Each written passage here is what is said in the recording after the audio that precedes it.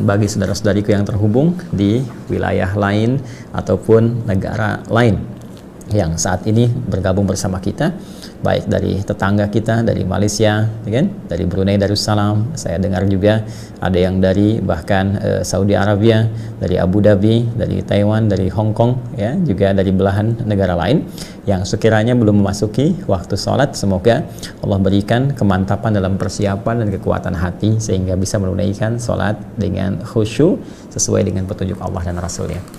Mari kita lanjutkan bahwa pada golongan yang ketiga di antara sekian manusia yang kita dapati saat berinteraksi secara sosial, berpotensi didapati golongan yang memiliki sifat nifak, yaitu sifat yang terkontaminasi dengan lingkungan-lingkungan dan arahan-arahan yang buruk dari setan yang memberikan pengaruh buruk kepada jiwa, kepada hati, sehingga menembuskan pancaran-pancaran keburukan dalam bentuk perilaku. Orang-orang ini bahkan sekiranya terlihat tampil perbuatan baik dalam kehidupan, tapi memiliki agenda terselubung dalam jiwanya yang penuh dengan nilai-nilai keburukan. Ini sangat patut diwaspadai, disebut oleh Al-Quran dengan orang-orang munafik. Munafikun bahkan diberikan satu surah khusus untuk mereka yang menunjukkan karakteristik dan tingkat bahayanya sehingga kita bisa menghadapi tantangan-tantangan ini saat berinteraksi. Surah ke-63 Surah Al-Munafiqun yang penjelasan pengantarnya, pembukanya didapatkan di Al-Baqarah dari ayat 8 sampai ayat ke-20 itu.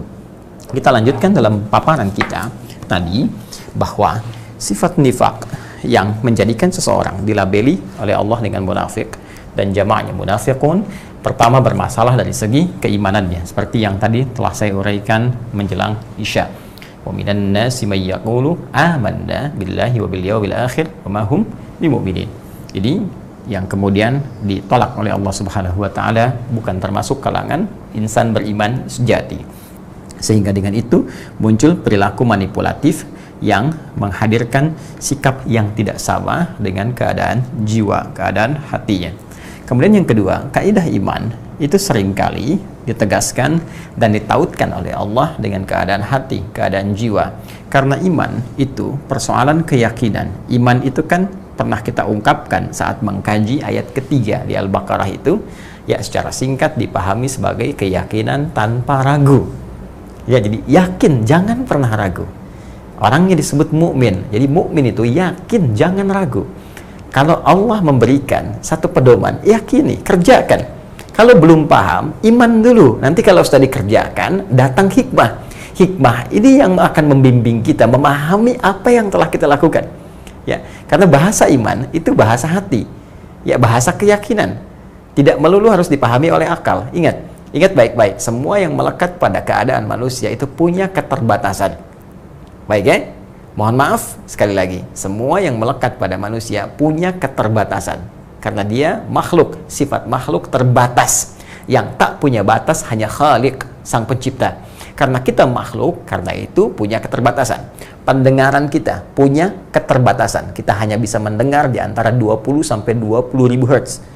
Ya, di luar batas itu tak mampu terdengar. Semakin jauh gelombang, semakin tipis tak terdengar. Artinya pendengaran kita ada batasnya. Penglihatan ada batasan. Semakin menjauh tak terlihat, hilang. Artinya pandangan kita ada batasan. Lantas, jika pendengaran ada batasan, pandangan ada batasan, kenapa akal selalu ingin tak terbatas? Ya, sekali lagi, jika pendengaran ada batasan dan pandangan memiliki batasan, kenapa lantas kemudian akal selalu ingin tidak memiliki batasan? Ini persoalan serius. Karena itu, pasti dalam satu kesempatan ada kondisi-kondisi tertentu yang akal kita belum mampu menjangkaunya karena ada keterbatasan. Saat akal tak mampu menjangkau itu, iman yang memiliki peran. Ini dia. Ya, hati yang harus menjadi pembimbing di sini. Maka iman itu akan muncul. Apa buktinya? Lewat keyakinan. Apa bentuknya? Lewat perilaku. Maka iman dulu. Karena akal belum mampu menangkapnya, imani dulu, yakin, kerjakan dulu, nanti datang hikmah. Hikmah ini yang akan membimbing akal untuk memahami sesuai apa yang telah diyakini oleh iman.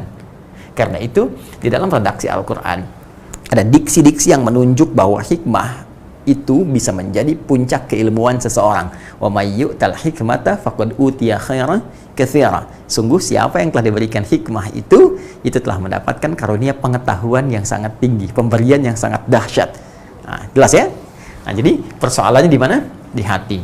Persoalannya di mana? Di jiwa. Karena setiap nilai keyakinan akan selalu melibatkan peran hati, peran jiwa. Nah, hati di sini yang dimaksud bukan organ fisik. Ya, tapi lebih terkait berkelainan dengan keadaan metafisik. Nah, kalau hati fisik itu di dalam bahasa Arab disebut dengan kabid. Ya, kaf ba dal. Kabid. Ini hati secara fisik, secara fisikal. Organ tubuh ya. Organ tubuh fisik yang disebut dengan hati itu disebut dengan kabdun, kabid. Ya, pernah kalau Anda misalnya umrah atau haji, semoga yang belum, insya Allah bisa dipercepat oleh Allah sesuai dengan ikhtiar kita, kan? Kita berusaha. Nanti dalam suasana itu, atau teman-teman yang tinggal di lingkungan Timur Tengah yang terhubung dengan kita tuh, ada sekarang yang terhubung, ada yang di Saudi, saya pantau ya, ada yang di Uni Emirat dan beberapa yang lainnya.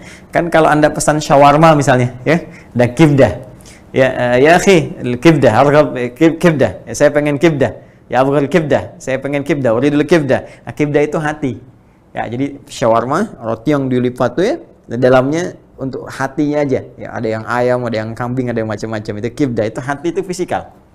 Ya, tapi yang dimaksud di sini bukan yang ini. Ya, jadi bukan yang ini, tapi lebih kepada nilai-nilai transendental, nilai-nilai metafisik kaitan dengan nilai-nilai spiritual. Ya. Sehingga redaksi Al-Quran pun diksinya tidak menunjukkan dengan diksi kabd, ya, kabdun, tapi menunjukkan dengan diksi yang selaras dengan pemaknaannya. Ini diantara mu'jizat Al-Quran yang menunjukkan Al-Quran bersumber dari Allah Subhanahu wa Ta'ala, bukan rekayasa Nabi Muhammad SAW. Ya. Nah, ini diksinya disebut dengan qalbun. Ya, sudah diserap ke dalam bahasa Indonesia menjadi qalbu. Ya kan? Qalbun. Ini yang dimaksud hati atau jiwa, sumber kehidupan dari sisi spiritual. Namanya apa? Qalbun.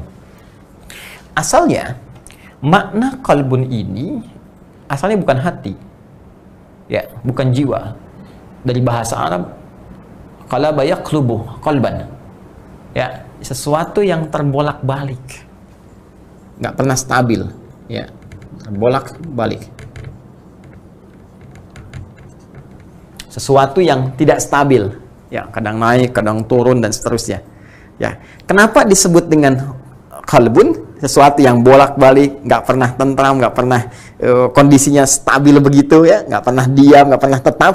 Nah, karena memang ada dua sumber di dalamnya yang menjadikan di tempat ini selalu seperti terlihat berlawanan.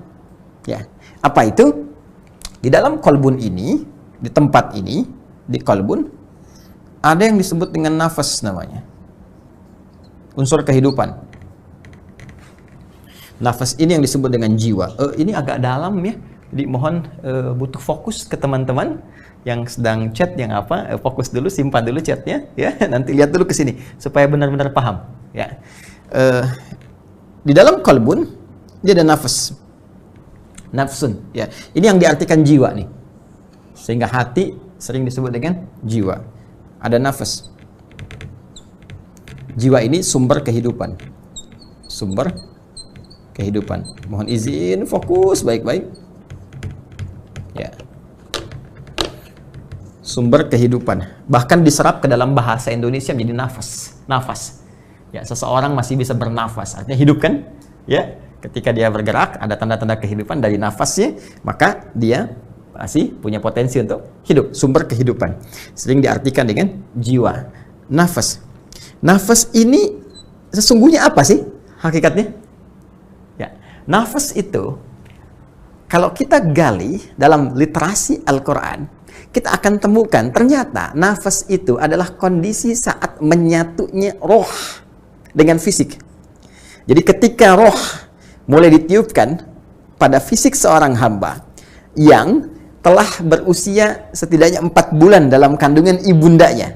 Ya, dalam keadaan seorang ibu sedang mengandung, usia kandungan 4 bulan, mulai terbentuk kemudian keadaannya menjadi mudghah, sudah menjadi bahasa kedokteran sekarang ini.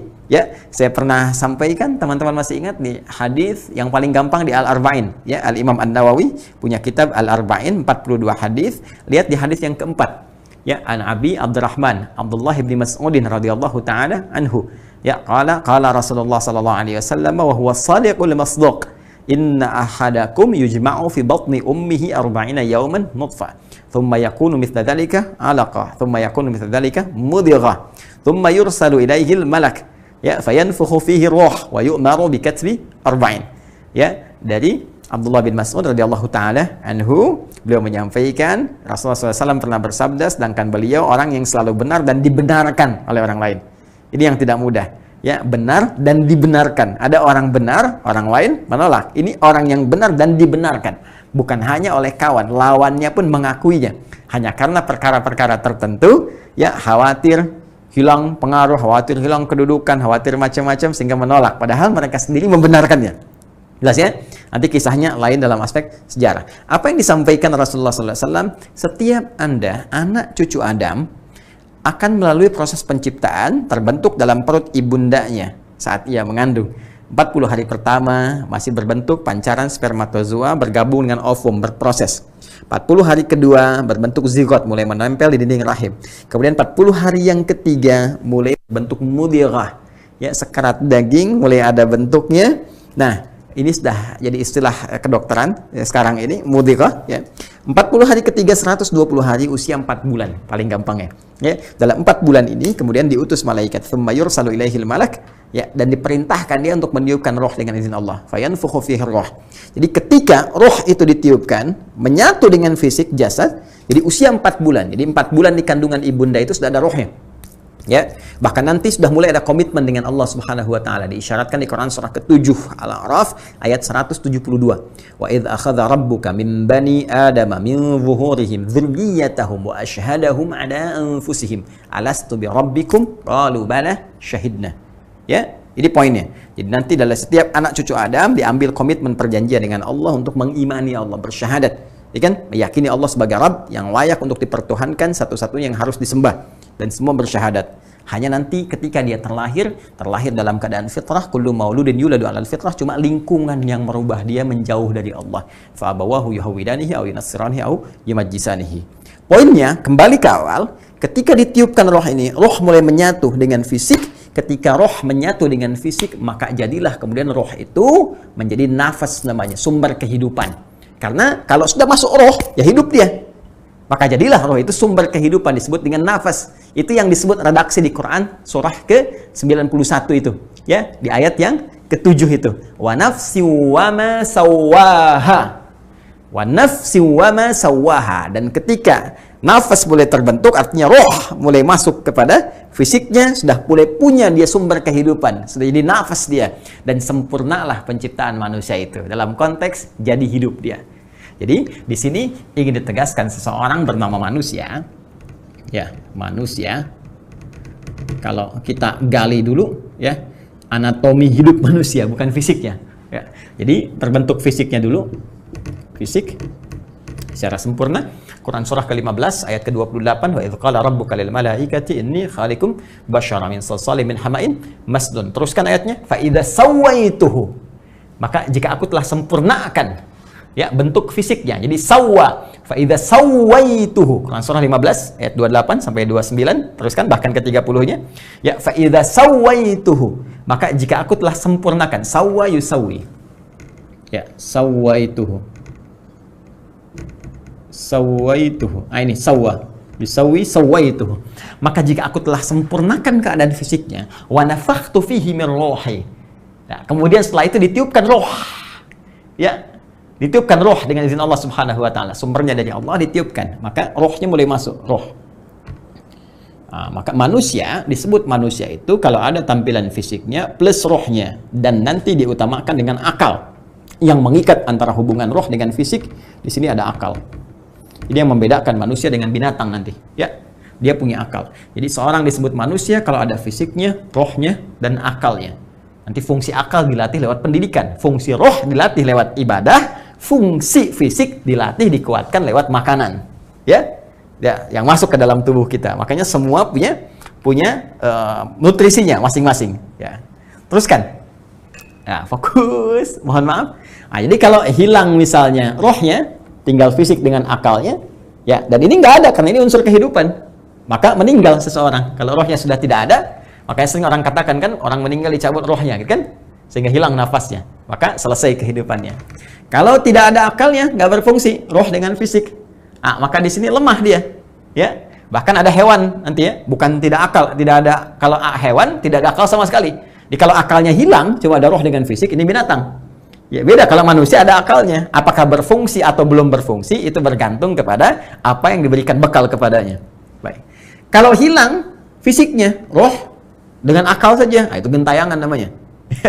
Jadi semua tiga unsur ini mesti ada. Yang sekarang kita fokus di antara tiga ini, ketika roh ditiupkan kepada fisik, maka fisik mulai sempurna sebagai manusia, mulai bergerak, mulai beraktivitas, mulai ada sumber kehidupan. Sumber kehidupan itu yang disebut dengan nafas. Dalam bahasa kita bernafas. Begitu ruhnya masuk, maka dia mulai bisa bernafas. Nafas itu dari redaksi Al-Quran, dari nafs. Ya, maka disebut di Quran, surah ke-91 Asy-Syams. Ayat ke-7 itu. Ya, perhatikan. Wa nafsin wa ma sawwaha. Dan demi nafas yang telah sempurna penciptaannya. Nih, sawaitu. Kenapa sempurna? Balik ke Quran surah 15 ayat 28 sampai dengan 30 tadi. Ya, fa idza sawaituhu, kalau aku telah sempurnakan penciptaan fisik itu, wa nafakhtu fihi min ruhi. Roh ditiupkan. Begitu roh masuk ke fisik, sempurnalah kemudian awal kehidupan sebagai seorang manusia mulai bisa bergerak. Maka roh di sini memiliki nama baru, namanya disebut dengan nafas. Kalau roh sudah masuk kepada fisik, nama roh berubah menjadi apa? Nafas, sebagai isyarat bahwa di sini manusia sudah mulai bisa bernafas karena ada rohnya. Roh sebagai sumber kehidupan, sumber pernapasan. Karena itulah kemudian roh sering diartikan dengan jiwa, nafas sering diartikan dengan jiwa. Pertanyaannya, di mana tempatnya nafas ini? Di mana tempatnya jiwa ini? Tempatnya ditempatkan di kolbu. Ini namanya. Kenapa disebut kolbu? Bolak-balik, nggak pernah stabil. Karena di nafas ini saat roh ditiupkan, ada dua sifat yang menyertainya. Satu, sifat takwa. Yang kedua, lawannya fujur. Teruskan ayatnya, Quran surah 91 di ayat ke-8 ya. Setelah tadi ayat ke-7, wa nafsin wa ma sawwaha fa'alhamaha fujuraha wa taqwaha. Di dalamnya, pembawaan nafas ini ada jiwa takwa, yang selalu berpotensi mengarahkan pada nilai-nilai kebaikan, positif. Ya, ada fujur. Ya. Lawan langsung, paradoks dengan yang ini. Arahnya terlihat seperti negatif. Saya berikan gambaran redaksi begini, terlihat seperti negatif. Lawan langsung dari sini. Ya.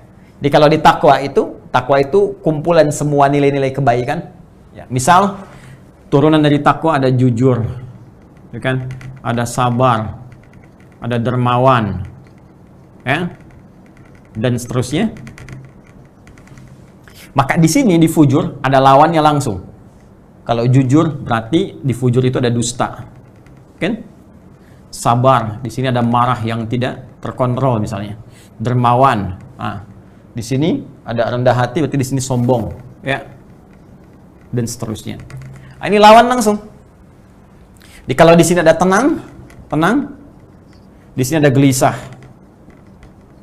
Pokoknya setiap ada sifat A di takwa, itu selalu ada lawannya B di fujur. Nah, asalnya, perhatikan caranya, perhatikan cara memahaminya. Sifat fujur ini diciptakan bukan ingin membuat keadaan manusia bermasalah, menjadi jelek, bukan. Awalnya ini dicipta, konsepsinya adalah untuk menjadi katalis. Ya, mengangkat, berusaha, menaikkan supaya yang takwa ini naik. Sebab, perhatikan baik-baik, kalau tidak ada marah, mustahil diketahui sabar. Kalau nggak ada gelisah, bagaimana bisa mendapatkan ketenangan? Jadi gelisah diciptakan bukan ingin membuat manusia larut dalam kegelisahan, tapi sebagai pengantar supaya tenangnya muncul. Marah diciptakan bukan ingin membuat manusia pemarah, tapi supaya sabarnya muncul. Sebab kalau nggak kelihatan marah, nggak mungkin ketahuan sabar. Ya, kalau mau cek begini deh, mau cek ya. Suami pulang dari kantor, ya, Maaf, nggak ada hujan, nggak ada badai, nggak ada angin, nggak ada apapun. Situasi normal, pulang aja. Tiba-tiba Anda, istrinya, ya ibu, langsung temui suami, katakan pada suami, "Pak, sabar ya Pak, sabar." Kira-kira gimana respon suami? Ya, paling dia berkata, "Mama kenapa? Sehat?" Baik, ini pasti ada pemicu kan? Nah, karena itu, nanti cara pandang di Al-Quran itu indah. Setiap mendapatkan persoalan, cara melihatnya jangan dilihat sebagai masalah. Dilihat sebagai katalisator. Ini adalah pengantar kepada nilai-nilai kebaikan. Sebab kalau nggak ada yang sulit, mudah nggak akan tiba. Karena itu kesulitan disandingkan dengan kemudahan. Inna ma'al usri yusra. Jadi cara membaca sesuatu, orang Islam itu luar biasa.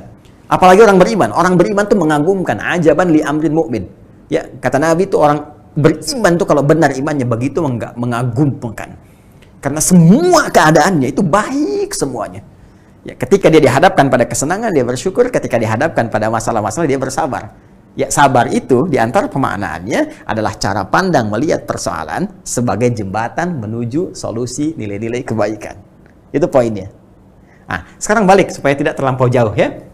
Nah, karena ini ada dalam satu situasi, ya tiba-tiba tenang, bisa gelisah ya. Makanya jiwa kita, sumber kehidupan kita kan seperti itu kan? Ya, kadang-kadang sedang tenang, jadi gelisah lagi. Ya, semenit tenang, selanjutnya gelisah. Ada pemicu sesuatu, tiba-tiba jadi marah, terus tenang lagi. Kan? Nah, itu selalu berubah kan? Selalu bolak-balik kan? Ya, nah dalam bahasa Arab, keadaan yang bolak-balik disebut dengan qalubah. Ya, atau qalaba, yaqlabu, qalbun. Ya, qalbun, sifatnya, keadaannya disebut dengan qalbun. Karena itu, tempat nafas yang di dalamnya ada takwa dan fujur, yang tidak pernah membuat keadaan nafas kita, jiwa kita dalam keadaan satu yang sama, ya selalu terpacu, selalu terbolak-balik, maka tempatnya disebut dengan qalbun. Ini asalnya. Dinamailah dengan hati karena mengandung unsur perasaan di dalamnya. Rasa yang tak pernah bisa stabil, rasa yang selalu berubah. Ini hati, ini kadang disebut jiwa karena mengandung nilai nafasnya. Terus gejolak perasaannya disebut dengan qalbun. Dari sini muncul istilah qalbun. Karena ada pergulatan antara keadaan takwa dan fujurnya. Jika seseorang mampu menjadikan fujur sebagai katalis sifat yang jelek tadi, yaitu pengangkat sifat baiknya. Jadi caranya begini, paling gampang ya. Kalau ngelihat orang sedang berdusta, ada dusta misalnya, kelihatan, ada pembohong, ada penipu, itu pelajaran dari Allah kepada kita. Itu nggak baik, jangan lakukan. Supaya jujur kita muncul, perbaiki itu semua.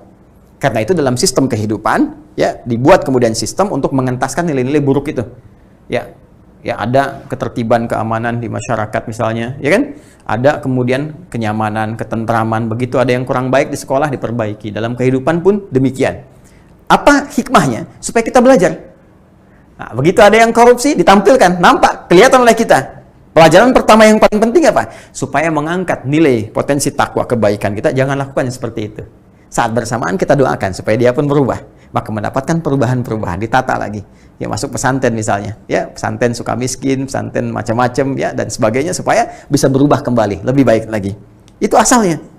Kalau kita bisa menjadikan sifat yang kelihatan seperti jelek tadi, fujur tadi, untuk mengangkat yang baiknya supaya belajar lebih baik lagi, maka akan nyaman kehidupan kita. Karena itu redaksi Al-Qur'annya mengatakan qad aflaha man zakkaha. Sungguh akan bahagia, tentram orang yang mampu menyucikan ya nafasnya.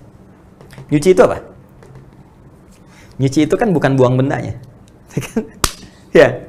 Coba, ada nggak orang nyuci buang bajunya? Tidak kan? Tapi buang kotorannya kan? Karena bajunya kotor, ya. Kemudian dicuci. Ini agak dalam ya, mohon deh, baik-baik simak, baik-baik, pelan-pelan. Ya, karena bajunya kotor, dia cuci. Kalau nggak ada kotoran, kan nggak dicuci kan? Belum pernah saya lihat ada orang nyuci baju bersih. Pasti baju kotor.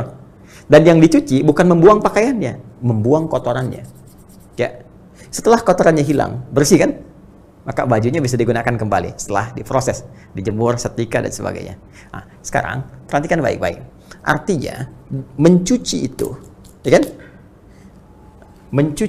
Cuci untuk menghilangkan kotornya supaya tampak bersihnya. Nah, pengertian terbaliknya, bersih itu bisa diketahui kalau ada kotornya. Kalau nggak ada kotor, maka nggak akan ketahuan bersihnya. Di kotoran itu muncul, sebetulnya bukan ingin menjadikan keadaannya kotor, tapi supaya bersihnya muncul. Sebab kalau nggak ada kotor, kebersihan itu nggak akan mungkin bisa ada.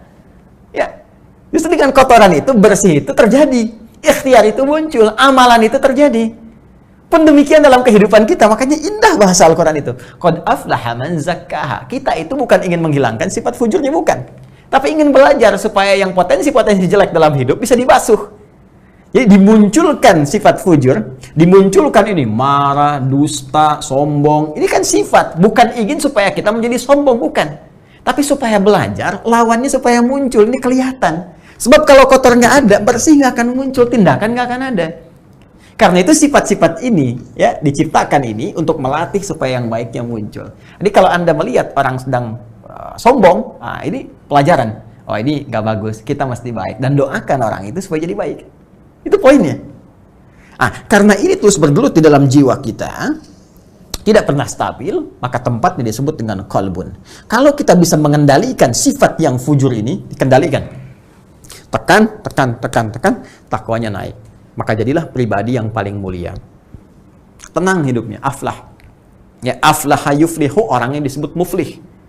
Ya, makanya orang yang bisa menaikkan sifat takwa, ya, qad aflaha man zakkaha. Ketika takwanya naik, takwa, redaksi Al-Qur'annya qad aflaha. Pakai qad ya, harfu tahqiq, jaminan, pasti orang itu akan cenderung bahagia dan sukses. Silakan cek. Kata Quran, orang jujur itu pasti sukses. Dermawan itu pasti sukses. Sabar itu pasti bahagia. Bahagia. Bahagia, bahagia, bahagia, sukses. Itu aflah. Orangnya disebut muflih. Muflih. Kalau ingin dijamakkan, tambah un di ujungnya. Muflihun. Muflihun. Tuh. Semakin ditingkatkan takwanya, takwa naik, naik, naik, naik, naik, maka cenderung mendekatkan kepada kebahagiaan dan kesuksesan. Orangnya disebut dengan muflih. Jamaknya muflihun. Takwa, orangnya disebut taqi kalau satu orang. Ya, taqi. Ada orang namanya Ma'ul, misalnya Ma'ul at-taqi. Ya, Ma'ul sedang berusaha jadi takwa. Ya. Kalau jamak ini berubah jadi muttaqun, ittaqa yattaqi. Ittaqi ittaqa orang yang berusaha menjadi takwa. Yattaqi muttaqun, orang-orang yang takwa. Kalau dijarkan muttaqin atau nasabkan muttaqin, ya. Muttaqun, orang-orang yang berusaha meningkatkan takwa, ya. Kalau dinasabkan, dijadikan objek jadi muttaqin. Ya. Orang-orang yang berusaha meningkatkan takwa. Perhatikan korelasinya, kembali ke Al-Baqarah ayat 2 sampai 5. Dzalikal kitabu la raiba fi hudal lil muttaqin. Ya. Isi Al-Quran jangan pernah diragukan kandungannya, memberi petunjuk pada orang-orang yang berusaha meningkatkan takwanya. Bagaimana dia bisa meningkatkan takwa itu? Ya, kan kesini kan? Semakin kau tingkatkan takwa, takwa akan menutup sifat burukmu, kan? Fujurnya hilang kan? Yang muncul nilai-nilai kebaikannya, maka cenderung bahagia, cenderung sukses. Bagaimana meningkatkan takwa itu? Kembali lagi ke Al-Baqarah ayat 3 dan 4. Alladzina yu'minuna bil ghaib wa yuqimunas shalah, shalah meningkatkan takwa. Wa mimma razaqnahum yunfiqun, infak meningkatkan takwa. Walladzina yu'minuna bima unzila ilaik, berinteraksi dengan Al-Qur'an meningkatkan takwa. Puasa meningkatkan takwa, haji meningkatkan takwa, zikir meningkatkan takwa. Karena itu ketika orang salat, ya diminta oleh Allah menunaikan salat, sebetulnya maaf, kewajiban yang melekat pada salat bukan sekedar ingin menuntut kita hanya mengerjakan sebagai ritual, bukan. Anda nggak sholat, nggak ruku, nggak sujud pun, semuka langit nggak sujud dan ruku, tidak akan menurunkan status Allah sebagai Tuhan. Allah nggak butuh dengan sholat kita, yang butuh kita. Karena manfaat sholat ini sendiri, sholat adalah bagian dari amalan takwa. Ya, masih ingat korelasinya? Ketika takwa dikerjakan, ya naik takwanya, maka potensi ini akan mulai menutup sifat-sifat fujurnya. Fujur ini kan kumpulan nilai-nilai yang tadi, yang negatif tadi. Ya, yang cenderung membawa pada nilai-nilai keburukan. Nah, kalau takwanya naik, ininya ketutup. Di antara amalan takwa itu sholat. Semakin orang sholatnya benar, semakin meningkat, maka sifat-sifat buruk ini mulai terkoreksi, tertutup. Tutup. Ini sebabnya di Quran surah ke-29, Ayat ke-45 ada redaksi innas sholata tanha 'anil fahsya wal munkar. Sungguh salat kalau benar dikerjakan akan berpotensi mencegah perbuatan keji dan mungkar. Makanya saya sering katakan orang kalau salat benar ya, benar aja salatnya, maka sudah pasti jadi orang baik. Itulah sebabnya dalam Islam dari sejak anak dini itu yang dituntut salatnya. Kalau salatnya sudah benar, dewasanya pasti jadi orang baik. Demi Allah saya katakan orang benar salat aja nggak mungkin korupsi. Saya lagi jari tahiyat nggak akan pernah dipakai maksiat. Ya, nggak ada pelaku kriminal kalau salatnya benar, karena akan tercegah di hatinya itu ada dorongan kuat untuk mencegah. Jangan lakukan itu, nggak benar. Ya, semakin berkurang, makanya pelaku maksiat tuh demi Allah saya katakan mustahil salatnya benar. Kalaupun ada orang salat bermaksiat mustahil benar tuh, pasti bermasalah. Kalau orang benar tuh udah kelihatan auranya lain, beda. Ya, ini poinnya. Ini kembali ke sini kita strukturnya kita bangun kembali, ya kita rumuskan lagi. Kembali ke sini. Jadi ada sifat takwa, ada sifat fujur, pendalamannya kalau takwanya baik, fujurnya bisa kita tekan, maka cenderung hidupnya tentram, cenderung hidupnya baik. Namun pada intinya di dalam takwa dan fujur ini berada di satu ya keadaan namanya nafas. Ini sumber kehidupan kita, tempatnya di qalbun tadi, karena ada pertarungan antara takwa dengan fujur. Takwa ini yang mendorong kepada kebaikan oleh Allah, kemudian ditugaskan malaikat untuk membisikkan nilai-nilai kebaikan pada jiwa takwa. Karena itu cenderung kita ketika ada misalnya perintah untuk menunaikan ibadah, itu jiwa takwa kita merespon. Itu malaikat yang bisikan. Ya, seperti adzan misalnya kan, Allahu Akbar, terus hati kita tiba-tiba berkata sudah adzan, siap-siap dulu. Itu malaikat. Ya, malaikat disebutkan di Al-Qur'an sebanyak 88 kali. Fujur ini yang diminta oleh setan, dia ngajukan proposal kepada Allah di An-Nisa itu, masih ingat? Di ayat 117, 118, 119 ya. La attakhidhanna min ibadika nasiban mafruḍa. Ya Allah, aku mengajukan kepadamu supaya diberikan ya satu objek di tubuh manusia untuk aku goda, berikan was-was. Ya, maka dia meminta kepada Allah untuk bisa mengondisikan fujur. Nah, setan mendorong lewat fujur. Ya, lewat fujur. Nah, setan disebutkan di Al-Qur'an 88 kali. Sama persis tuh. Jadi kalau malaikat bekerja, setan pun tidak akan berhenti. Dia dorong, ada pertarungan di dalamnya. Ya, setan mendorong fujurnya. Dia tenang baru adzan, belum qomat, tenang baru qomat, zuhurnya masih lama. Tuh. Ayo, musim begini kamu nggak ada uang, udah rampok aja, udah copet aja, jambret, begal aja, itu fujur tuh. Karena tempat fujur ini nafas, alih-alih pada kebaikan nafas, maka diplesetkan dari sini. Ya, nafasnya diplesetkan, diarahkan pada yang jelek. Alih-alih membawa fungsi kehidupan yang baik dengan jiwa takwa, dibawa oleh setan terpeleset menjadi nafsu. Ya, ini yang sering dilukiskan dengan diksi nafsu.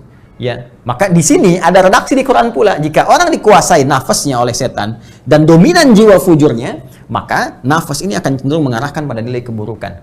Itu ada di Quran surah ke-12 Yusuf ayat 53. Wa ma ubarri'u nafsi innan nafsa la'ammaratum bisu. Kita nggak bisa menjadikan diri kita sebagai suci karena ada potensi dalam nafas kita yang dikelola, yang dibisikkan, yang dipengaruhi oleh siapa? Oleh setan. Apa itu? Fujur. Karena adanya di sini di nafas, kalau dikuasai oleh setan, maka ini terkuasai, maka ini yang memberikan sinyal kepada tubuh kita untuk berbuat maksiat. Itu disebut su. Innan nafsa, sungguh nafas itu la'ammaratun bisu. Kalau dikuasai fujurnya oleh setan, maka dia akan memberikan rambatan kepada tubuh untuk bermaksiat. Ke mata melotot, ke mulut berkata-kata kotor, terus tembuskan ke tangan jadi mukul nggak karuan, ke kaki. Ya, ada yang korupsi, ada yang macam-macam, ada yang segala rupa. Itu tindakan-tindakan anarkis yang muncul. Ini disebabkan oleh pengaruh-pengaruh fujur yang dikuasai oleh siapa? Oleh setan. Di mana kedudukan orang munafik? Ini poin kita. Ya, apa masalah orang munafik? Nah, orang munafik itu sekali lagi karena masalahnya terkait dengan imannya tadi, sedangkan iman tempatnya di kolbu. Nah, ini yang konstruksinya mau saya teruskan. Iman tempatnya di kolbu. Di kolbu itu ada nafas. Di nafas itu ada takwa plus fujur. Ini nilai yang baik yang didorong oleh malaikat, yang dilatih lewat ibadah. Ini bagannya teman-teman ya, tolong ya. Ini saya hapus dulu. Mohon izin, saya lambatkan sedikit. Ya, supaya mudah dipahami. Ini bahasanya agak dalam malam ini, ya. Mohon maaf, saya berusaha menerangkan sebaik-baiknya. Jadi saya pelankan sedikit, teman-teman bisa fokus ya. Baik-baik, semoga Allah memberikan kemudahan pada kita insya Allah. Ya, baik. Yang lagi ngopi simpan dulu kopinya, lagi teh simpan dulu tehnya. Fokus dulu baik-baik, lihat sebentar, ya. Jadi ini iman, tempatnya di kalbu. Di kalbu ada nafas, di nafas ada potensi takwa. Takwa itu adalah kumpulan sifat-sifat kebaikan yang didorong oleh malaikat, yang dilatih lewat ibadah. Karena itu kita diminta menunaikan ibadah, misalnya salat, kan? Puasa, siam, haji, umrah, baca Al-Quran, ya, dan seterusnya, supaya meningkatkan ya ini potensi takwanya, sehingga lahirlah nilai-nilai kebaikan yang membentuk perilaku. Di sini muncul redaksi soleh nanti, ya. Soleh itu dari sini asalnya. Kalau ini kita naikkan, makanya nanti di Quran kalau kita cek, salat erat dengan takwa, puasa dengan takwa, haji demikian, Quran juga seperti itu, infak demikian. Ini karakteristik yang dibangun. Saat yang bersamaan ada potensi fujur yang asalnya sebetulnya katalis untuk melatih ini naik.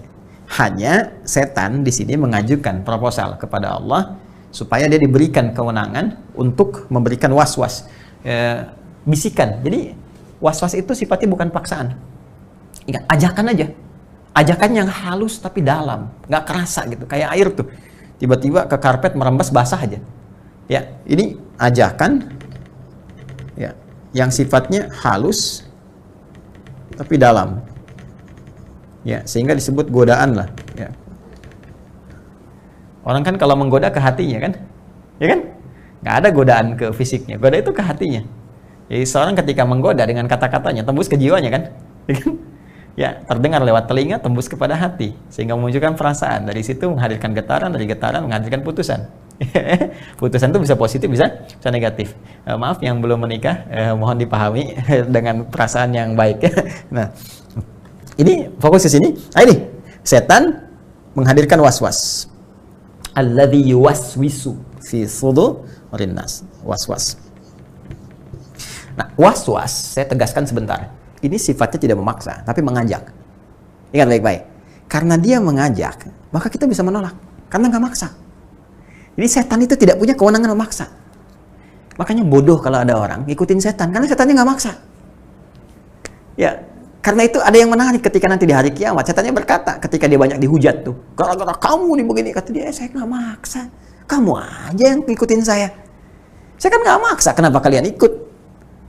Makanya hati-hati, ada saatnya nanti ya, kita bisa menertawakan setan dengan kemenangan yang telah kita raih. Godain saya dulu ya, maaf ya. Ayo silakan nikmati neraka yang telah disiapkan, bye. Ya? Makanya kalau sedang ada godaan pada keburukan, saya suka begitu tuh. Kalau sedang ada setan tuh ngarahkan pada keburukan, ya kalau saya lagi kesel tuh, saya khitab ya, saya ajak bicara hati saya. Saya katakan, ngapain Tan mau godain saya? Nggak akan mampu kamu. Udah, saya lagi ada tugas nih. Ya, kadang-kadang ya begitu saja.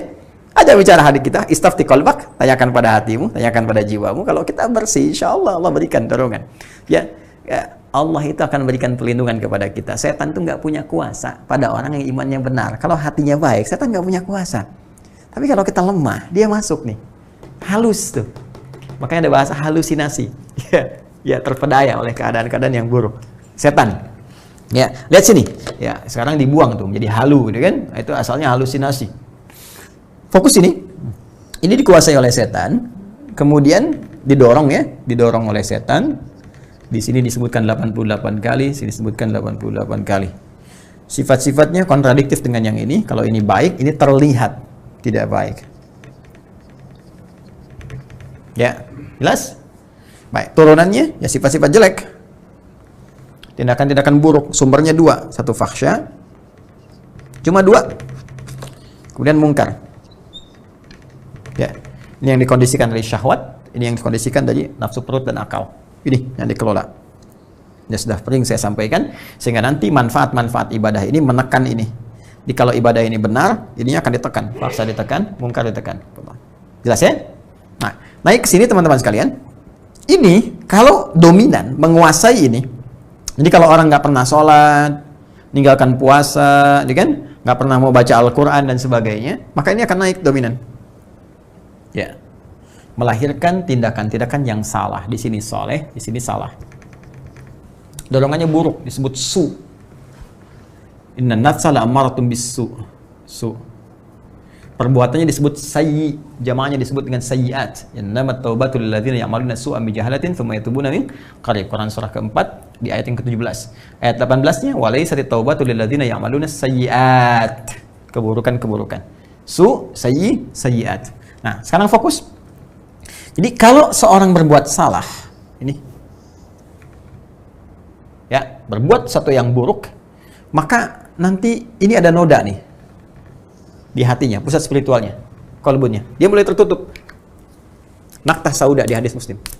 Tertutup, tertutup, tertutup, sehingga pancaran cahaya hidayah yang Allah berikan itu nggak bisa tembus melalui keadaan-keadaan pusat informasinya. Seperti yang saya contohkan dulu. Ini ada cawan, ya kan? Gelas. Kalau masih kosong bagus kan, saya masukin apa aja masukkan.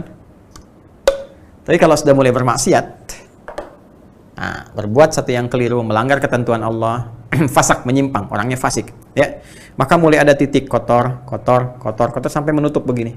Kalau sudah tertutup dan keras tutupnya begini, sering berbuat maksiat, tutup sekali, begini, maka sulit masuk tuh. Ke telinga mental, ya kan? Ke mata mental, ya kan? Ke hatinya mental. Ini yang disebut innal ladzina kafaru sawaun alaihim a'anzartahum am lam tunzirhum la yu'minun khatamallahu ala qulubihim. Ini karena sering banyak maksiat dipengaruhi setan, dia tertutup. Maka kita harus mohon kepada Allah untuk dilembutkan dulu penutupnya nih, supaya lembut bisa ditembus lagi. Kalau hatinya sudah mulai lembut, diberi hidayahnya lebih mudah dan cenderung kembali kepada nilai kebaikan. Nah, sekarang yang aneh, ada yang terlihat seperti terbuka, baik gitu, tapi ternyata hatinya berpenyakit. Nah, penyakitnya ini berbeda dengan penyakit-penyakit yang kufur tadi, penyakit-penyakit yang fasik tadi. Yang ini lebih kronis sifatnya, karena tidak nampak secara langsung dari perilaku. Kalau yang kufur nampak langsung dari perilaku. Ya, penyakitnya dari fahsya misalnya, muncul apa? Pornografi, nonton gambar-gambar yang tak bagus, video-video yang buruk. Yang itu pornografi itu akan membawa kepada tingkat yang lebih serius. Bahkan nanti ke LGBT ini riset ini nanti. Jadi kalau dari, mohon maaf tuh, pornografi itu candu yang sangat luar biasa. Itu pornografi itu lebih bahaya dari narkoba. Narkoba aja sudah bahaya, ya, apalagi pornografi. Naik nanti itu pengantar kepada LGBT, itu yang paling bahaya. Ke atasnya lagi. Nah, ini teman-teman sekalian, itu fahsya. Kata-kata kotor, jorok dan sebagainya. Ya, mencuri, membunuh, merampok dan sebagainya itu mungkar. Nah, perbuatan fasik, penyimpangan, itu karena sifat-sifat tadi, fahsya dan mungkar. Nah, munafik, itu samar sifatnya.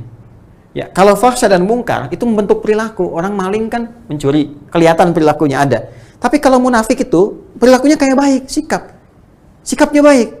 Padahal kebaikan itu dibangun oleh sinyal-sinyal yang kotor dari nafsunya. Itu penyakitnya, penyakit yang sangat menarik. Berbeda dengan penyakit-penyakit biasa. Apa di dalamnya?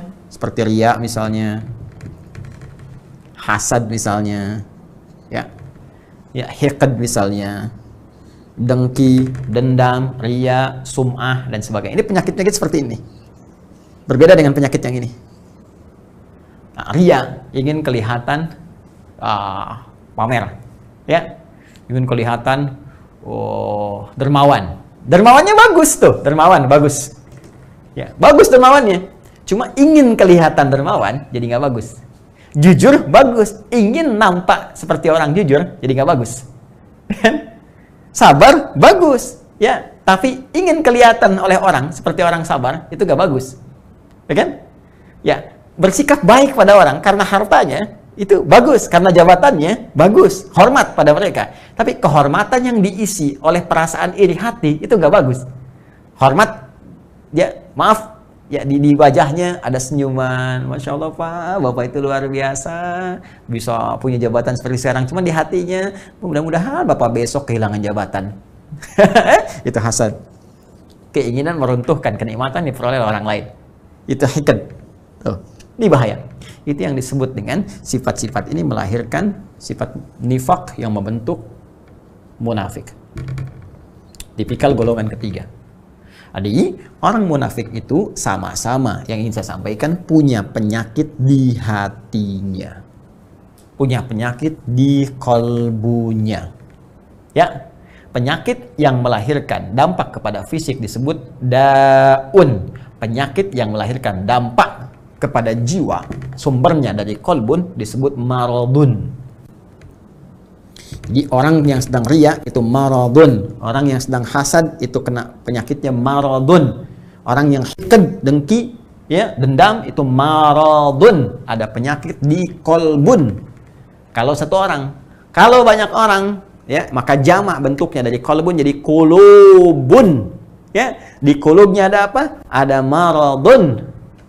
Karena itu kalau ditanya kemudian, kenapa orang munafik itu bermasalah imannya? Kenapa dia menipu dirinya sendiri? Di ayat 9, ya kan? Kenapa dia mencoba menipu Allah dan orang beriman? Padahal tanpa sadar dia menipu dirinya sendiri. Karena di kolbunya ada maradun. Karena di kulub mereka kalau banyak. Karena munafik menular. Kalau banyak orangnya di kulubun. Ya, di kulub hati-hati mereka itu ada penyakit maradun. Maka dijawablah dari pemaparan ini.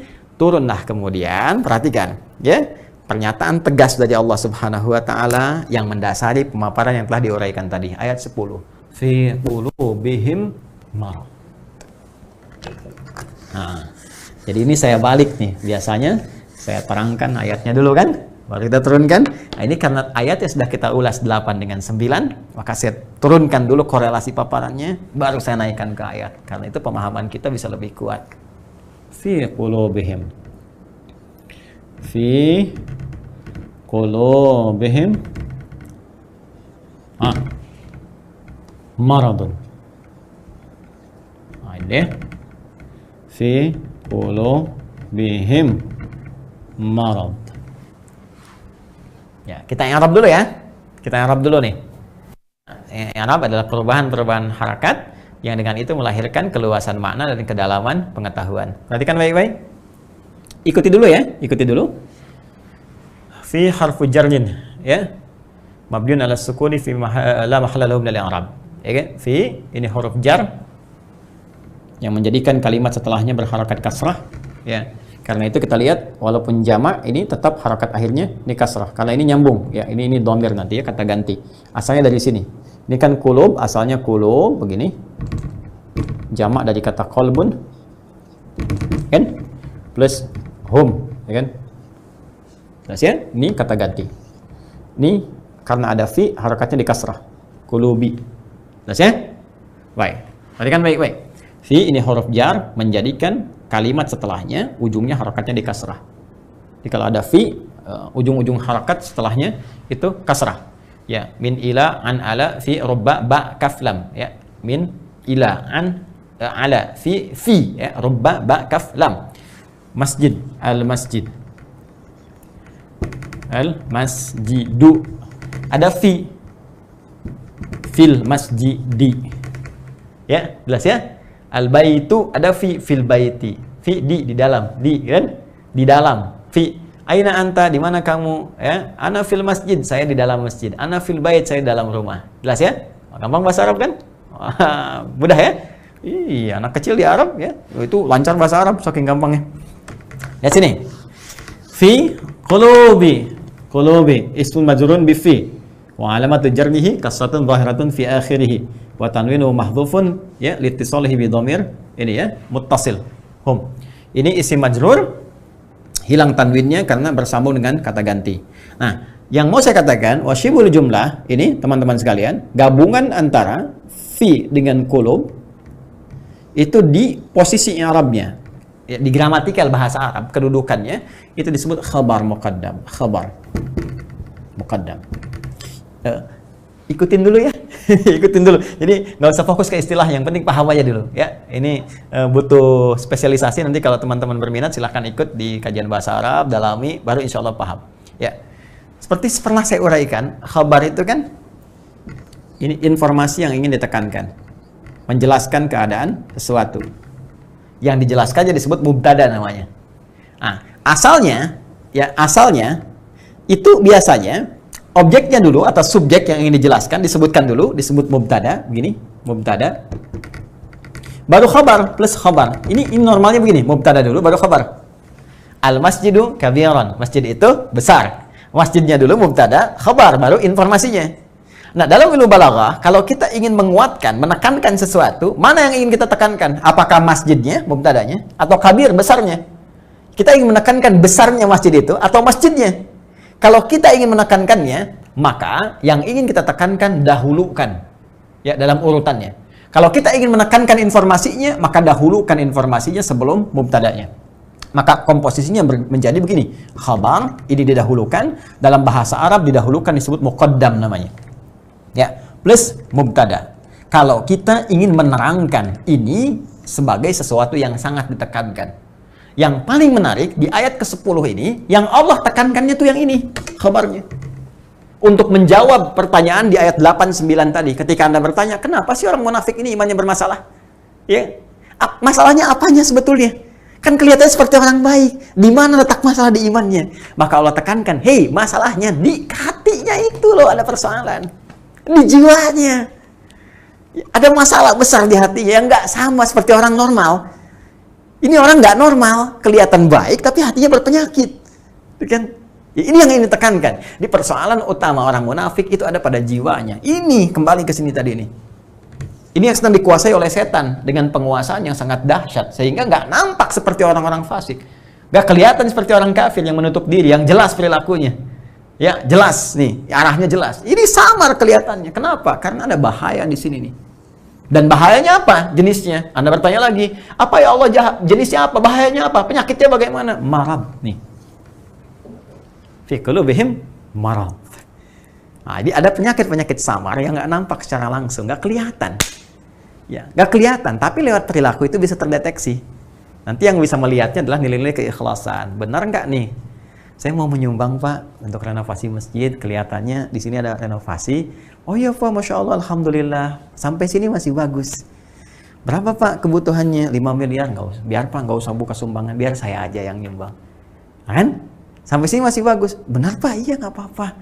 Ikhlas Pak, karena Allah. Bismillah, nih 5 miliar. Tapi mohon Pak ya, nanti pas Jumatan dikasih tahu bahwa saya mengatasi semuanya ini. Kalau perlu di akun Bapak sebarkan dari Sabang sampai Merauke. Nah, mulai muncul.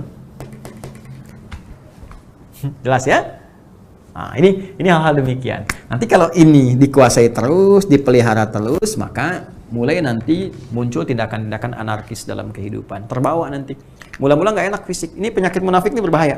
Marad itu lebih berbahaya daripada ya. Pusing karena penyakit fisik. Ya, telat makan, asam lambung naik, pusing dan sebagainya. Itu obatnya obat fisik. Dawa, minum sesuatu, ya, enak, nyaman, sudah selesai. Tapi karena munafik, ini bahaya. Pusing karena ria, repot tuh. Obatnya nggak ada di rumah sakit. Ya, silakan datang ke rumah sakit, konsultasi pada dokter spesialis. Saya pusing dok. Di mana Pak? Hampir semua keadaan kepala saya, depan, kanan, kiri, belakang, pusing. Apa gejala yang dirasakan? Itu Pak, kalau tetangga saya beli handphone baru, saya pusing yang kanan. Kalau dia beli kulkas, pusing yang kiri Pak. Kalau dia pesan sesuatu yang baru, oh pusing yang depan. Nah itu, ini pasti yang ini nih. Ya, ini bahaya. Fazadahumullahu marada, kalau dia nggak taubat, terus dipelihara, dikoleksi, apalagi dihiasi oleh setan dengan hiasan-hiasan fata morgana, ya, nanti dapat ini loh, dapat itu loh, ya, terus dikemas seperti Abdullah bin Ubay bin Salul, ingin dapat kedudukan di Madinah, terus dia pura-pura, ya, beriman. Ya, supaya dapat simpati. Terus pakai pakaian seperti orang beriman supaya dapat perhatian-perhatian, dekat dengan Nabi, tapi di belakang merencanakan hal-hal buruk.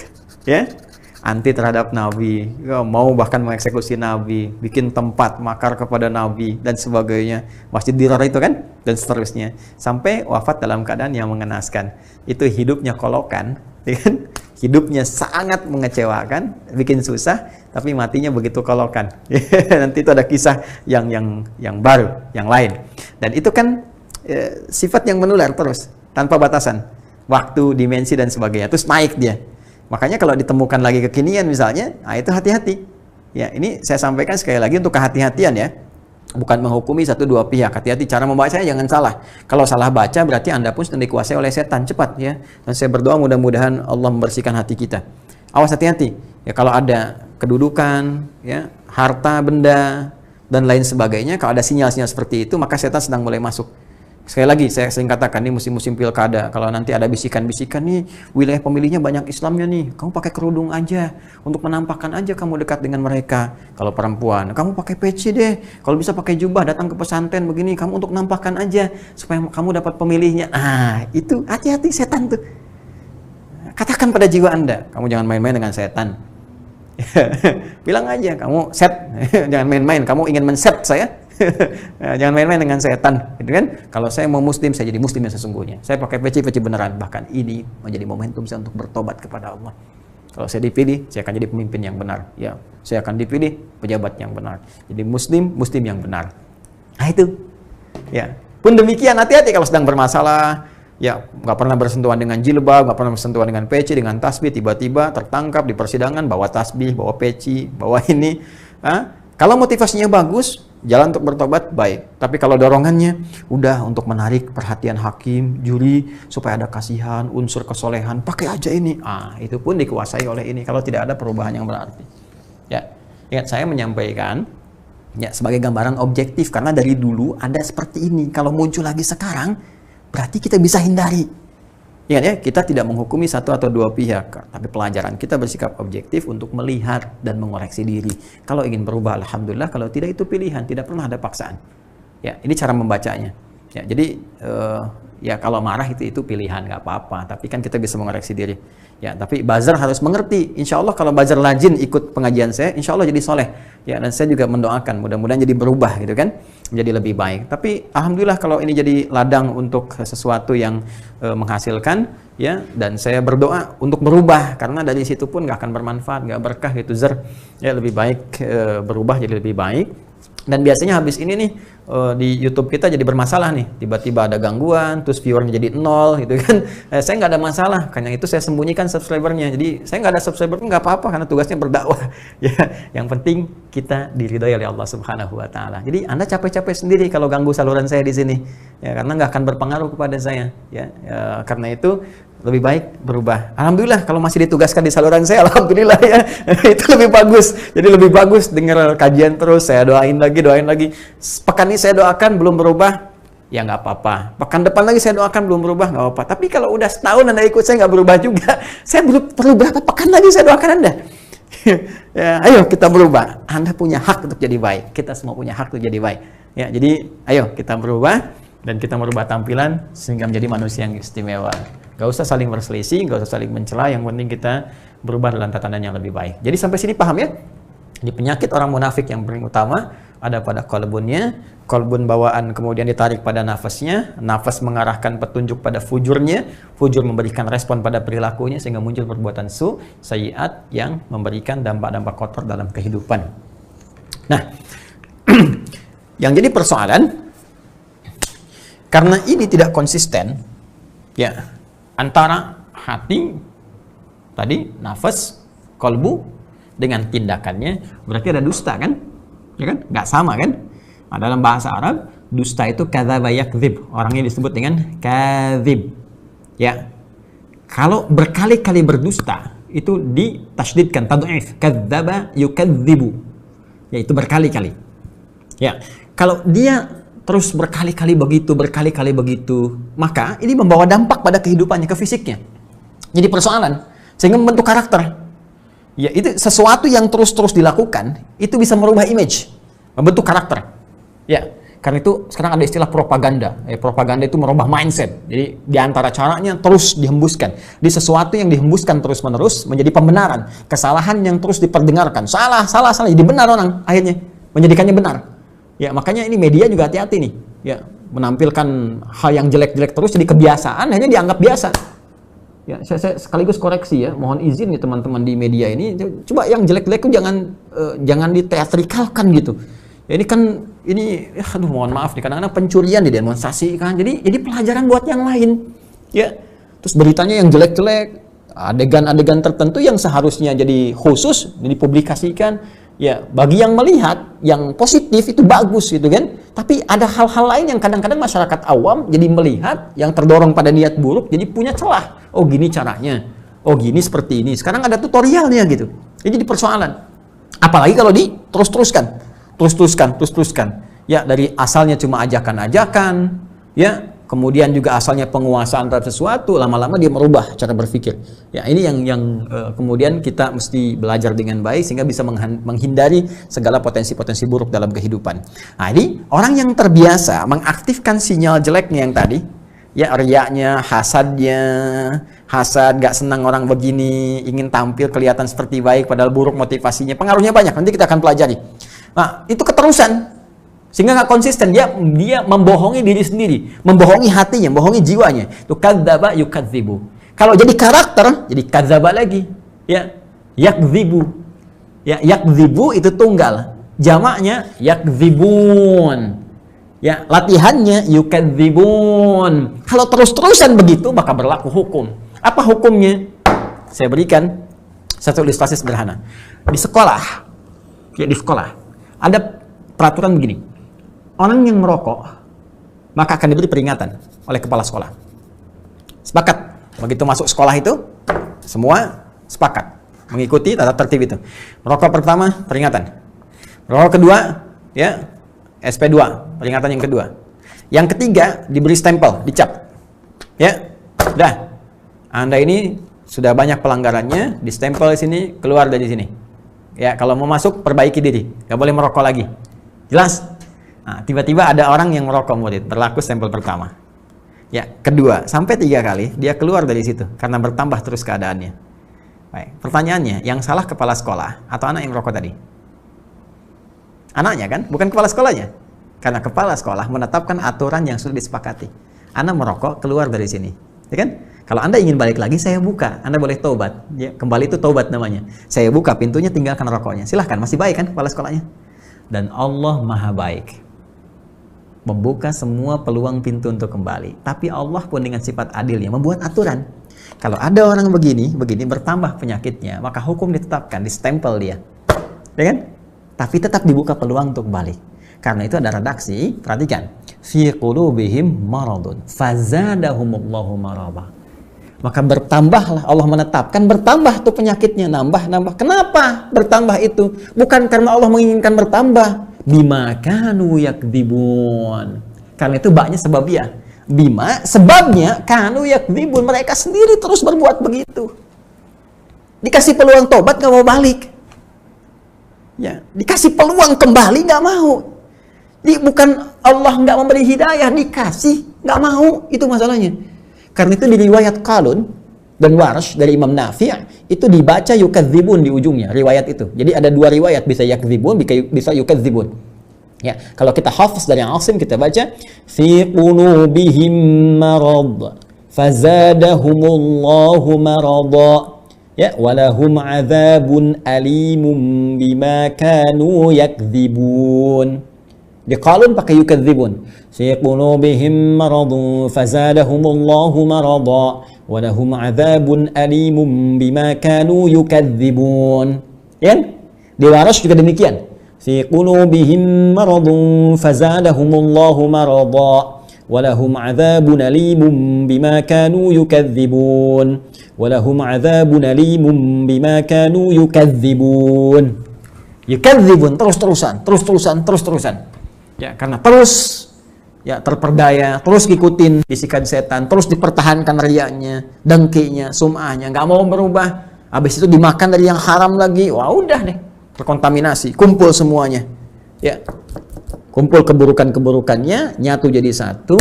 Akhirnya kalau nggak mau berubah juga terancam. Apa ancamannya? Walahum adzabun alim, berpotensi mendapatkan siksa yang pedih. Nah pertanyaannya, kenapa ancamannya menjadi alim? Sedangkan orang kufur azim, ayat 7 ya, walahum adzabun azim orang munafik, walahum adzabun alim.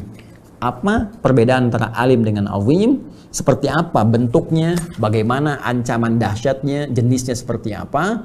Nanti insya Allah kita akan coba saksikan kembali di pekan yang akan datang.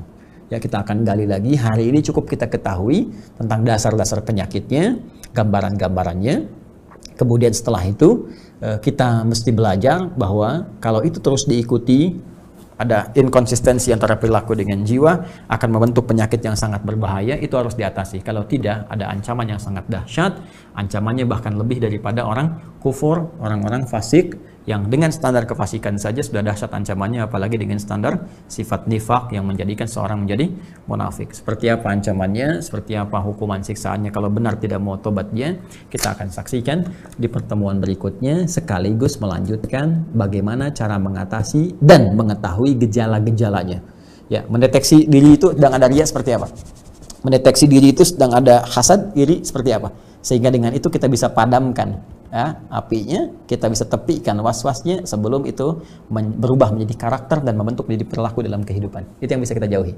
Ya, dan ancaman itu sekali lagi kita insya Allah akan bahas di pertemuan berikutnya. Saya kira itu dulu yang kita kaji. Kemudian izin saya bacakan sedikit di kitab ya, supaya kita bisa dapatkan informasi bahwa apa yang saya sampaikan bisa selaras dengan keterangan di kitab para ulama, sehingga Anda tidak menyimpulkan bahwa ini utak-atik nih, ini argumentasi pribadi. Kita lihat apakah ini hanya pemikiran pribadi atau ini justru dari ilmu-ilmu yang diwariskan dari ulama-ulama sebelumnya.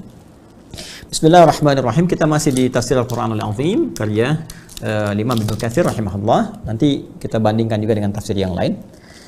A'udzubillahi minasyaitonir rajim. Fi qulubihim maradun fazadahumullahu marada wa lahum 'adzabun alimun bima kanu yakdzibun. Di hati orang-orang munafik itu, di jiwa mereka ada penyakit yang samar tapi berbahaya. Maka karena mereka terus ikuti, bertambah, Allah menetapkan bertambah penyakit mereka itu ya karena perilaku mereka. Walahum adzabun alimum bima kanu yakdzibun, dan mereka terancam dengan siksa yang pedih karena perilaku mereka yang terus berdusta, ya, yang tidak konsisten antara hati dengan perilakunya. Qala As-Saddi rahimahullah, berkata Imam As-Saddi an Abi Malik wa an Abi Salih an Ibni Abbas radhiyallahu taala anhuma, dari Abi Malik, dari Abi Salih, dari Ibnu Abbas, semoga Allah meridai kepada beliau dan kedua orang tuanya. Wa an Murwa al-Hamdani an Ibni Mas'udin, ya, wa an Anas bin ashabi Rasulullah sallallahu alaihi wasallam, dari sahabat-sahabat Rasulullah sallallahu fi hadhil ayat, tentang makna ayat ini, fi qulubihim marad, yaitu tentang makna fi qulubihim marad, di hati orang munafik itu ada penyakit. Qala, maka para sahabat-sahabat Nabi itu berpendapat tadi ya, termasuk an Ibni Mas'udin wa an unasin, bukan Anasin, wa an unasin min ashabi Rasulullah sallallahu, dan dari sekelompok sahabat-sahabat Rasulullah. Menurut sekelompok sahabat-sahabat Rasulullah yang dipopulerkan pendapatnya oleh Ibnu Mas'ud radhiyallahu taala anhu, qala syakkun, ada keraguan ya, di sini ada ketidakyakinan sempurna ya, ada pertentangan ya, antara apa yang dibangun di lisan dengan di hatinya. Masa iya, apa benar ya sholat mencegah perbuatan keji dan mungkar? Masa iya sih? Nah, hati-hati ya, kalau ada gejala-gejala begitu, itu gejala awal ya, ada keraguan terhadap agama. Katanya beriman, yakin tanpa ragu, tapi mulai meragukan. Kenapa warisan 1:1 ya, nggak 1:1, kenapa 2:1? Nah, itu hati-hati. Kenapa sih harus sholat? Kenapa sih harus puasa? Kenapa? Nah, itu hati-hati. Itu ada kondisi-kondisi yang diciptakan ya oleh setan supaya kita menjauh dari agama. Itu gejala-gejala awalnya. Ada syakun, fazadahumullahu maradha, maka dari situ terus kemudian bertambah karena perilaku mereka.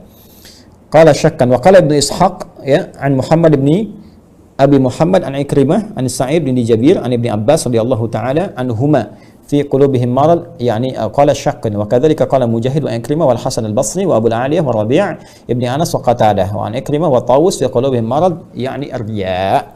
Ya, dari Ikrimah dan Tawus ya, semoga Allah menyayangi keduanya, yang dimakna kalimat di dalam hati mereka ada penyakit, yakni ar-riya. Ya, qala Dhahhak an Ibni Abbas radhiyallahu taala anhuma fi qulubihim marad qala nifaq. Ibnu Abbas radhiyallahu ta'ala anhu ya mempopulerkan lagi yang dimaksud kumpulan tadi syakun, ada riyanya, yang dimaksud dengan itu semua kata Imam Ad-Dhahhak dari sahabat Ibnu Abbas radhiyallahu ta'ala anhu, dan beliau adalah termasuk terjemahan Al-Quran ya, penyampai risalah Al-Quran dari Nabi sallallahu alaihi wasallam. Yang dimaksud adalah penyakit nifaq yang melahirkan sifat munafik. Nifaq ini yang mengumpulkan sifat-sifat tadi, ada riyanya, ada syaknya ya, ada sum'ahnya, ada kemudian hasadnya, hikatnya dan sebagainya. Nanti kita pelajari kita pelajari di pertemuan berikutnya. Jadi saya mau katakan bahwa apa yang telah saya sampaikan tadi itu merujuk juga pada ilmu-ilmu yang sanadnya bersambung pada keterangan sahabat-sahabat Rasulullah SAW dari Nabi SAW, yang nanti kita akan perdalam dengan membacakan keseluruhan, sehingga dengan izin Allah kita berusaha untuk mendapatkan pengetahuan yang lebih lengkap lagi. Kita kira itu, semoga Allah menghilangkan dan menepikan sifat-sifat buruk dalam hidup kita dan menjauhkan kita dari sifat-sifat nifak, apalagi masuk dalam golongan orang-orang munafik. Sebelum kita akhiri, izin menyampaikan informasi kawan-kawan sekalian. Teman-teman yang terhubung dengan STUAH, Sekolah Terbuka Usahakan Al-Quran Hafal, alhamdulillah saya mendapatkan kabar baik dari teman-teman di admin, dari tim di ILC atau Learning Center, bahwa sekarang tahap-tahap setoran sudah luar biasa semangat. Saya bersyukur pada Allah Subhanahu wa taala, mengucapkan terima kasih atas kesungguhan teman-teman. Sekarang rasionya sudah di atas 4.000. Masya Allah, sehari itu di atas 4.000 yang setoran Quran. Ya, saya sangat bahagia sekali. Ya, mudah-mudahan Allah berkahi kita semua. Tetap semangat. Nanti dalam 1-2 hari ini insya Allah akan berjumpa dengan saya. Saya akan memulai untuk mendengar, karena ini sudah mau masuk akhir kan, di juz 30. Nanti berikutnya kita akan masuk juz pertama. Nanti akan ketemu saya lagi minimal dalam sebulan dan sekali 2 kali. Dan saya sedang menyiapkan sekarang konsepsi materi yang termudah di ilmu aswad, ya, yang bisa nanti disampaikan kepada teman-teman sehingga menjadi pelajaran pendamping untuk membaca Al-Quran dengan baik. Saya kejar ilmu aswad dulu, nanti apa itu ilmu aswad nanti kita akan bahas ya, supaya nanti memudahkan dasar untuk pengucapan bunyi-bunyi dalam bahasa Arab. Bunyikan huruf itu seperti apa, ya, a, ha, bagaimana, ha, gitu kan, gha, dan seterusnya itu dibacanya seperti apa, munculnya dari mana, sumbernya dari apa, turunan ilmunya seperti apa, sampai nanti dari situ mengantarkan kepada tajwid. Ya, dari tajwid nanti kita bisa nyambung ke qiraat dan sebagainya jika Allah berkehendak dengan itu semua, insya Allah. Jadi nanti dalam 1-2 hari kita akan bertemu kembali. Saya mungkin akan random mengecek hafalan Anda, dan insya Allah kita akan diskusi seputar hal-hal yang bisa memudahkan dan menyemangati kita, termotivasi untuk meningkatkan hafalan kembali. Kemudian yang kedua, berita gembira teman-teman sekalian, seperti saya sampaikan bahwa saya berusaha terus supaya kita bisa menyebar. Saya melihat sudah ada waiting list sekarang ya, untuk masuk ke yang selanjutnya. Tetap terbuka insya Allah. Saya sekarang sedang dalam rencana akan menyetak lagi untuk yang pendampingan ya, buku dengan mushaf ya, insya Allah nanti kita siapkan. Saya akan coba siapkan 5.000 kembali dan saya akan bagikan insya Allah saya akan bagikan untuk teman-teman yang selanjutnya nanti sambil menunggu digitalisasi yang ini, yang apa namanya, paket yang ateisirnya, sehingga nanti bisa masuk via handphone dan perangkat-perangkat yang memudahkan kita semua. Mudah-mudahan Allah mengizinkan itu semua terjadi dan ya menjadikan kita bagian dari ahli Quran saat kita kembali kepada Allah Subhanahu wa taala. Yang kedua, saya mohon doa dari semuanya untuk saling mendoakan supaya istiqamah dalam kebaikan. Saya tidak meminta apapun kepada Anda sekalian kecuali doa-doa terbaik, khususnya semoga Allah mengampuni dosa saya dan kedua orang tua saya, juga keluarga besar, dan semoga kita dipertemukan dalam kebaikan dengan Allah Subhanahu wa taala.